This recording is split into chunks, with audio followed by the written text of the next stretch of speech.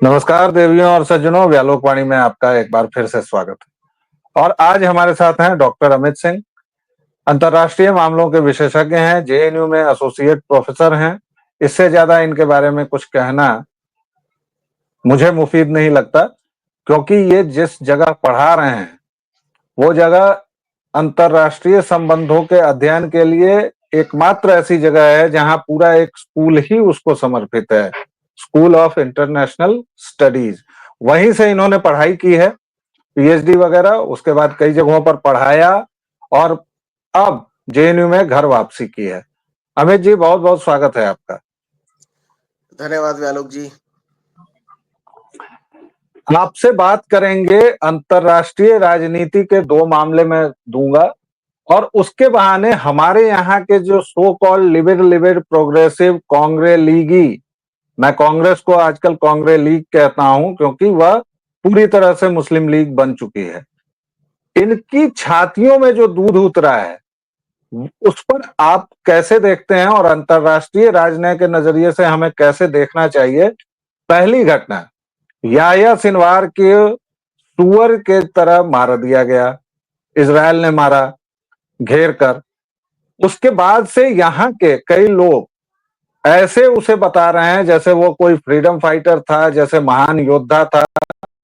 एक पक्षकार हैं, खुद को पत्रकार बताती हैं, उनका नाम है अरफा खान। उन्होंने उसका एक वीडियो लगाया और क्या क्या कहा, और कहा कि इजराइल ने इसकी हत्या की है। तो इजराइल ने तो भाई वध किया ही है, इसमें तो कोई दिक्कत है नहीं। लेकिन 7 अक्टूबर 2023 को जो नृशंस हत्याकांड इजराइल में हुआ था, उसकी कोई चर्चा कोई नहीं कर रहा है, जिसकी पूरी रूपरेखा इस याह्या सिनवार ने बनाई। दूसरी घटना, कहा जा रहा है कि रॉ का एक पूर्व अधिकारी विकास यादव था, जिसके लिए अब एफबीआई ने लुकआउट नोटिस और बाकायदा पोस्टर वगैरह जारी कर दिया है। उसको लेकर लोग मोदी सरकार की विदेश नीति को गालियां दे रहे हैं, कह रहे हैं कि ऐसा इस देश में कभी नहीं हुआ। ये दो प्रकरण हैं, और हमारे यहाँ का जो पूरा एक कबाल है, लेफ्ट लिबरल इकोसिस्टम कहिए या कबाल कहिए उसको, वो जिस तरह से हा हुसैन कर रहा है, मरसिया पढ़ रहा है, तबर्रा कर रहा है, उसको आप कैसे देखते हैं? और अंतर्राष्ट्रीय राजनीति के विद्यार्थी होने के नाते आप कैसे हमारे दर्शकों को उस पूरे प्रकरण को समझाना चाहते हैं? Over to you. धन्यवाद व्यालोक जी। आपने जो पूरी रूपरेखा रखी, ये बात बिल्कुल सही है कि याह्या सिनवार इजराइल के माध्यम से मार गिराया गया, और पूरी की पूरी रूपरेखा जो पिछले साल हमास ने की थी, हमास के आतंकियों ने की थी इजराइल में, वो किसी से छुपी नहीं है। वो एकदम नृशंस हत्या थी। महिलाओं का बलात्कार हुआ, कई महिलाओं की गोदी से छोटे छोटे बच्चों को छीनकर अगवा कर लिया गया। लेकिन जो हमारे देश के जो तथाकथित लिबरल हैं, उन्होंने जिस प्रकार से इस पूरे के पूरे घटनाक्रम को उन्होंने नजरअंदाज किया, और उसके बाद जब इजराइल ने रिटेलिएट करना शुरू किया, और पिछले 1 साल से हमास और इजराइल के बीच में युद्ध चल ही रहा है, इसमें कई सारे और एक्टर भी जुड़ गए हैं।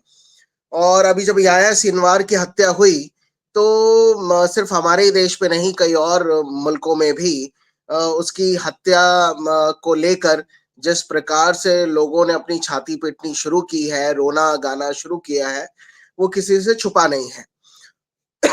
तो ये इनका एक पूरा का पूरा एक इकोसिस्टम है, और ये बड़ी ही कन्वीनियंटली जब याह्या सिनवार जैसे लोग कुछ नृशंस हत्याओं को अंजाम देते हैं, रेप, बलात्कार और ना जाने क्या क्या चीजें वो करते हैं, तो उसको नजरअंदाज कर देते हैं। यहाँ तक कि मैंने इनमें से कुछ लोगों को देखा था कि पिछले साल जब हमास ने ये सारी चीजें की थी, तो टीवी चैनलों पर बैठ के लोगों ने दिवाली मनाई थी, ईद मनाई थी, और पटाखे फोड़े थे कि इजराइल के घर में घुसकर इस तरह के कांड को हमने अंजाम दे दिया। और उसके ठीक 48 घंटे के भीतर जैसे ही इजराइल ने रिटेलिएट करना शुरू किया, तो धीरे धीरे इन लोगों का रोना गाना बढ़ता गया, और जो आज तक चला ही आ रहा है। जिस पत्रकार का नाम आपने लिया, तो कई बार ये है कि देश के बाहर जो आतंकवादी हैं, उनसे तो बाद में निपटना चाहिए।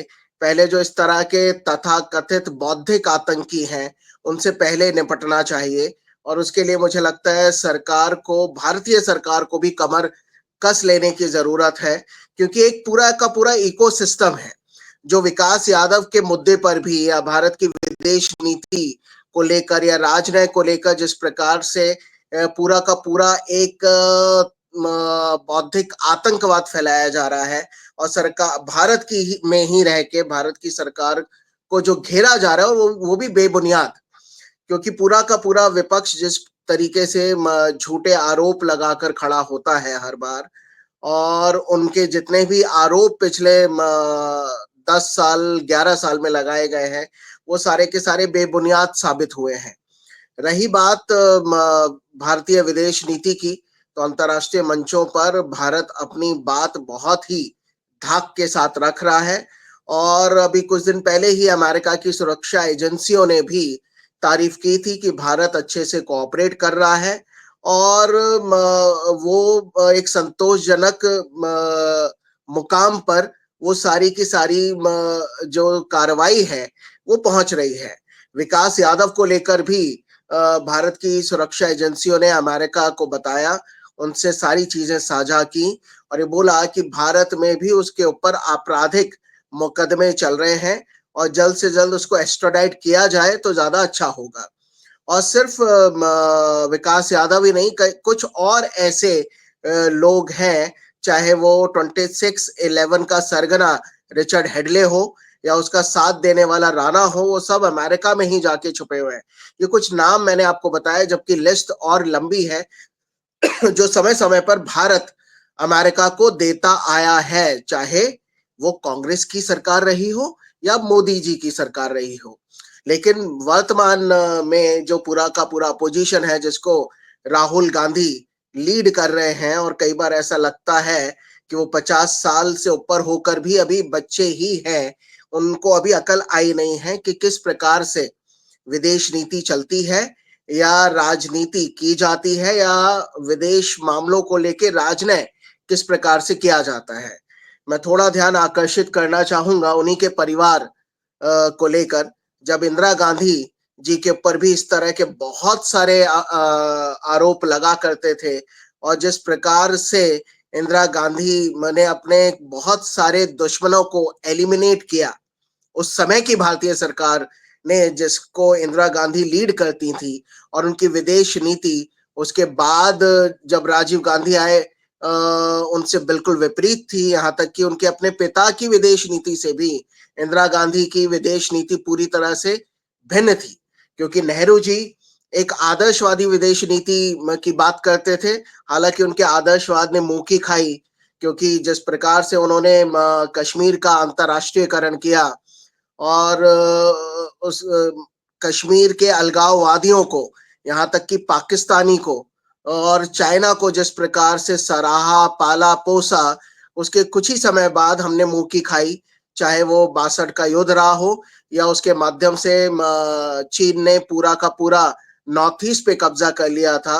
बाद में क्योंकि क्यूबा मिसाइल क्राइसिस सही समय पे खत्म हुआ, और अमेरिका की फौजें जब बे ऑफ बंगाल की तरफ बढ़ी, उससे पहले ही नेहरू माफी मांग चुके थे पूरे के पूरे नॉर्थ ईस्ट से, लोकसभा में खड़े होके कि मुझे माफ कर दीजिए, मैं आपको बचा नहीं पाया। ये अमेरिका की फौजें जब बे ऑफ बंगाल में पहुंची, तब चाइना की सेना ने नॉर्थ ईस्ट से अपने कदम पीछे हटा लिए, लेकिन उसके बाद उन्होंने अक्साई चीन से कदम पीछे नहीं हटाए, और आज भी वो हिस्सा, अच्छा खासा हिस्सा, चाइना के कब्जे में ही है। यहाँ तक कि नेहरू के माध्यम से ही कश्मीर के मसले को लेकर जिस प्रकार से देरी की गई, सरदार पटेल बोलते रहे, लेकिन कबाइलियों के नाम पे पाकिस्तानी सेना कश्मीर में घुस गई, गिलगिट बाल्टिस्तान, यहाँ तक कि पाकिस्तान ने जम्मू और कश्मीर का हिस्सा भी कब्जा कर लिया, और नेहरू कुछ ना कर पाए। 1963 में खसगाम वैली का अच्छा खासा हिस्सा पाकिस्तान ने चाइना को गिफ्ट में दे दिया, जो कि भारतीय जमीन थी। उसके बाद भी नेहरू और कांग्रेस के मुंह में दही जमी हुई थी, किसी ने कुछ नहीं बोला। जब लाल बहादुर शास्त्री आते हैं नेहरू के इंतकाल के बाद, तब भारत की विदेश नीति में थोड़ा बदलाव आता है, क्योंकि उनकी विदेश नीति यथार्थवाद और आदर्शवाद का उचित मिश्रण थी। इसी वजह से 65 में चाइना और पाकिस्तान ने मुंह की खाई। सेम पॉलिटिकल पार्टी से आते हैं, लेकिन विदेश नीति में भिन्नता थी। उसके बाद जब इंदिरा गांधी आई तो उनकी पूरी की पूरी विदेश नीति यथार्थवाद पर ही काबिज थी। यहां तक कि उनका मानना था कि भारत को अगर तरक्की करनी है तो अपने पड़ोसी मुल्कों में तबाही मचा के रखो, और जब वहां तबाही रहेगी तो भारत तरक्की कर पाएगा।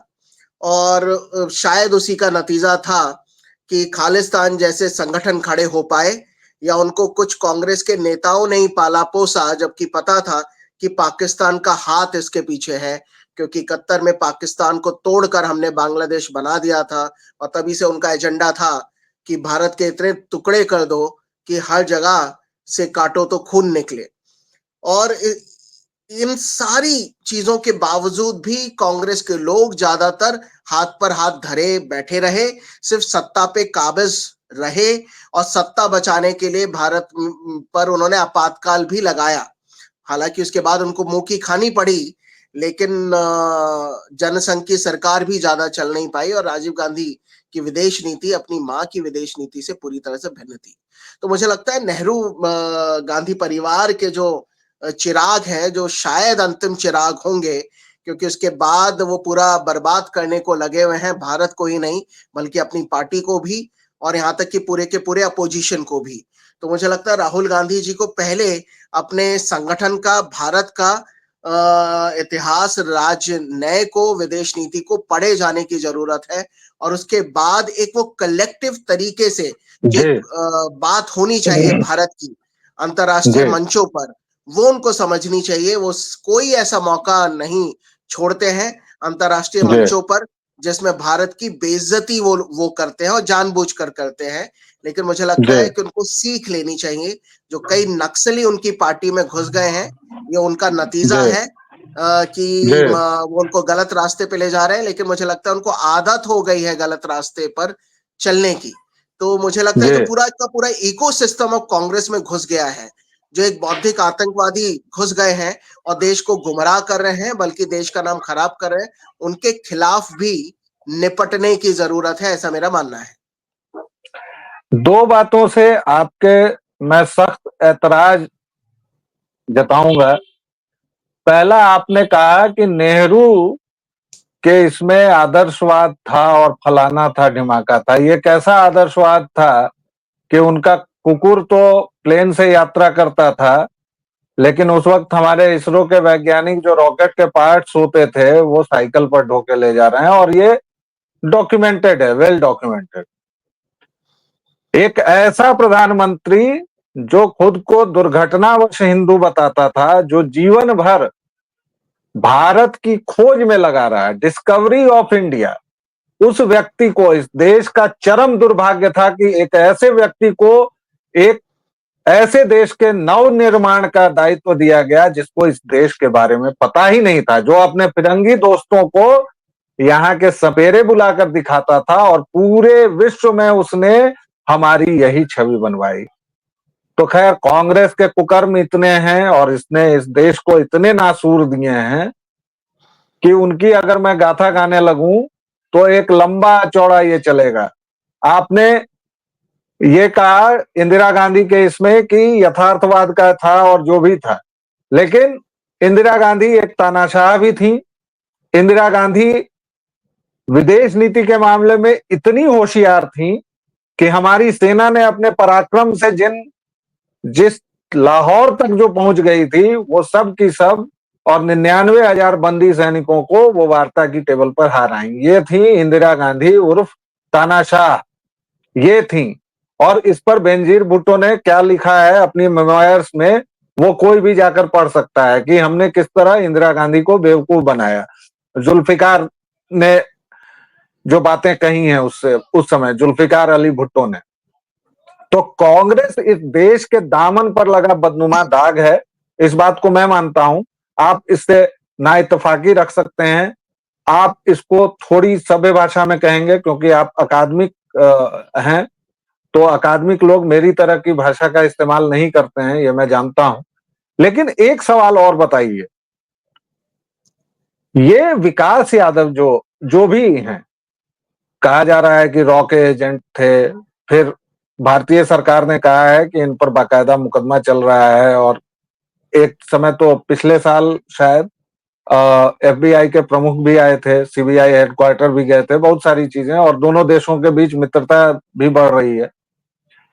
इस पर जो हमारे देश का विपक्ष छाती कूट रहा है, सुप्रिया हो या सागरिका घोष हो, टीएमसी की दोनों सांसद हैं, महुआ मोइत्रा हो या सागरिका घोष हो, इन दोनों ने जो लिखा है, एक पूरा लेफ्ट लिबरल जो कबाल है उसने जो लिखा है, ये क्या बीमारी है?